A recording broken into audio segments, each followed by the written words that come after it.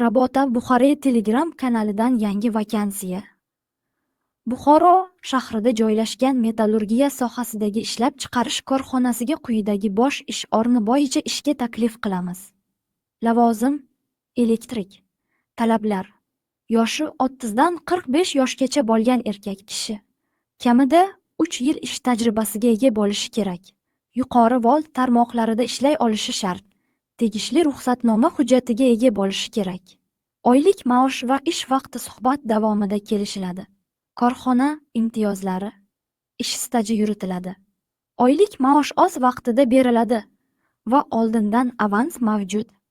Bir issiq ovqat korxona hisobidan ta'minlanadi. Murojaat uchun telefon raqam 91 826 33 78. Rabota Buxarey Telegram kanalimizga obuna bo'ling.